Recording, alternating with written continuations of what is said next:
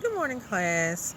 Well, this is Bardella Howard again, and sorry so late making my post this time around. I was attempting to do something a little bit different this time around since we was gonna have this story. We was gonna be retelling. I was gonna try to attempt to get my two girls to react out my lines for me for the story, but long story short, that did not work out the way that I saw fit for it to work out, and so I am here to just kind of tell the story myself.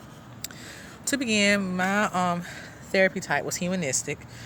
As a humanistic therapist, we focus on the client's individual nature. We focus on encouraging them to do therapy from their viewpoint.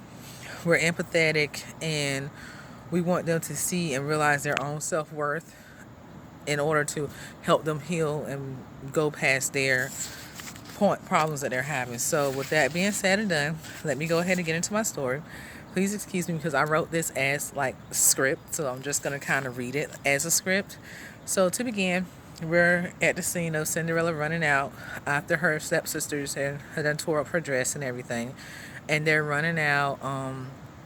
And she's ran out of the house and she's crying. And so here's starting with Cinderella. Cinderella said, I did everything stepmother wanted me to do so I could go to the ball, but she never intended to allow me to go. Then my stepsisters ripped my dress up and now all hope is lost. I will never be able to go. So the scene is while crying outside, Cinderella was approached by the mice and other animals around the house. In an effort to console the now hopeless Cinderella, then all of a sudden, the darkness of the night was gradually becoming brighter. So Cinderella looked up, and standing in front of her was her fairy godmother. Who are you? Cinderella asked. The godmother said, I'm your fairy godmother, Valanda. I have been with you throughout your whole life and wanted to know why are you so sad right now? Cinderella said, I feel all hope is lost. She said, what's so hopeless? She said, me. I feel hopeless. I should have never thought I could go to the ball. But the godmother said, my dear child, look at how you take care of your father's house, your stepmother, your stepsisters. You do all of that out of love, despite how they treat you. Your animal friends adore you and would do anything to help you. You are a loving and generous person, but you need to see that for yourself. Well, not that now that you mention that, I am the glue that holds all this together, said Cinderella. The godmother said, yes, my dear, you are. And you must see your self worth to know you are worthy of good things. Thank you, godmother. I now understand everything is not as hopeless as I once thought. However, I still have no clothes for the ball. The godmother said, Cinderella, my child, I can help you get to the ball only if you truly believe in yourself and that you are worthy of going. And Cinderella said, I do, godmother. So close your eyes, my dear, and picture yourself how you truly feel, then open.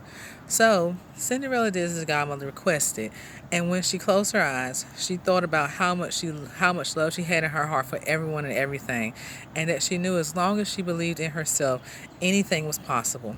Upon opening her eyes, she saw a beautiful carriage with white horses. Then she looked around at herself, and she was wearing the most gorgeous gown a girl could ever wish for. Cinderella then turned to her godmother. I did this? Yes, my child.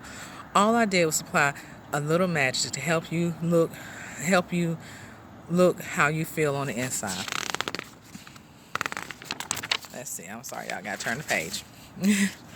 And so, here we go.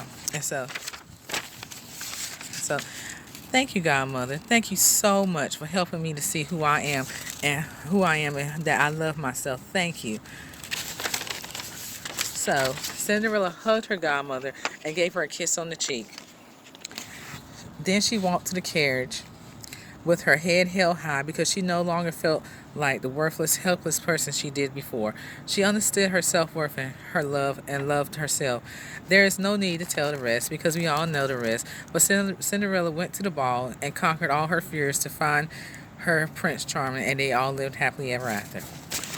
So this wasn't quite the way I intended it, but as you can see, I focused on Cinderella actually looking into herself to see her self worth, and the godmother only